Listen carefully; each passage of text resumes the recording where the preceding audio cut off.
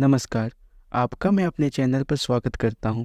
आज इस वीडियो में हम बात करेंगे करंट अकाउंट डेफिसिट की और इस वीडियो में हम इस पूरे टॉपिक को एक बहुत ही स्ट्रक्चर्ड वे में डिस्कस करेंगे।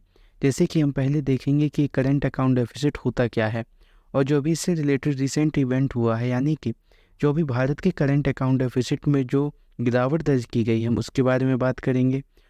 और हम ये भी देखेंगे कि अगर किसी देश का करंट अकाउंट डेफिसिट बहुत बढ़ जाए तो उससे इकॉनमी में क्या उसका असर दिखता है। तो बहुत कुछ है आपके लिए इस वीडियो में, तो बने रहिए एंड तक। पहले हम ये देखेंगे कि करंट अकाउंट डेफिसिट होता क्या है।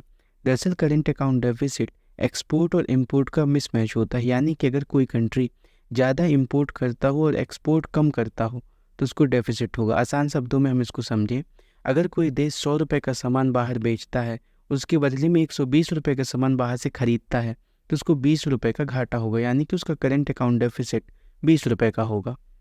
अगर किसी देश का करंट अकाउंट डेफिसिट लगातार बढ़ता रहे और बहुत ही हाई लेवल पर पहुंच जाए तो उसको काफ़ी सारे नुकसान होते हैं। जैसे कि पहला असर उसकी आपको करेंसी पे दिखेगा, यानी कि उसकी करेंसी लगातार गिरना शुरू कर देगी और जो बाहर बैठी मूडीज़ और बाकी जो क्रेडिट रेटिंग एजेंसीज़ हैं वो उसकी रेटिंग लगातार नीचे गिराने लगेंगी, जिस वजह से इन्वेस्टर उस कंट्री की तरफ नहीं देखेगा और सीधे सीधे उस कंट्री का डेवलपमेंट प्रभावित होगा।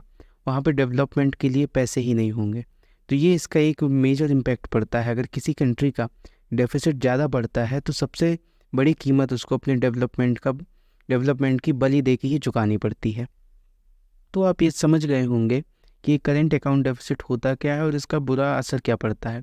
अब हम एक नज़र डालते हैं कि जो अभी करंट इवेंट हुआ, यानी कि जो इंडिया का डेफिसिट 1% रह गया है इस पर। जैसा कि आप जानते हैं कि अभी फाइनेंशियल ईयर 2023-24 चल रहा है और इसका अभी ये सेकेंड क्वार्टर का हमारे सामने डेटा आया है। इस सेकेंड क्वार्टर में इंडिया का डेफिसिट महज 1% रह गया है।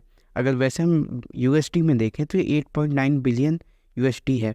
और अगर आप इसका पिछला क्वार्टर देखें, यानी कि पहला क्वार्टर, उसमें भारत का डेफिसिट 1.1% ही था, यानी कि लगातार भारत का डेफिसिट नीचे गिर रहा है।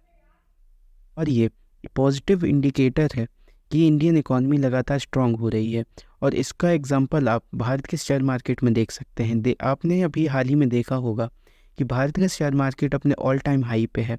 इसके पीछे कहीं ना कहीं यही रीज़न है कि इंडिया की लगातार 2 क्वार्टर में डेफिसिट नीचे गिर रहा है।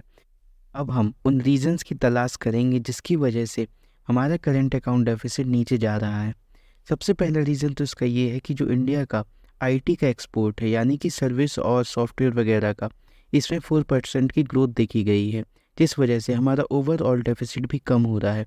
और दूसरा इसका रीज़न है, जो इंडिया गुड्स का इम्पोर्ट करता था उसमें अब इंडिया का ट्रेड डेफिसिट नीचे हो गया है। क्योंकि इसके पीछे का हम रीज़न ये देख सकते हैं कि भारत ने जो आत्मनिर्भर भारत की योजना अपनाई है, जिस वजह से हम बहुत सारे गुड्स का मैन्युफैक्चर अब इंडिया में ही करने लगे हैं।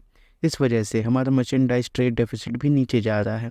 तो ये मेन रीज़न है जिस वजह से इंडिया का डेफिसिट लगातार नीचे जा रहा है। अगर आपको वीडियो अच्छी लगी हो तो प्लीज़ चैनल को सब्सक्राइब कीजिए, वीडियो को लाइक कीजिए। Thank you.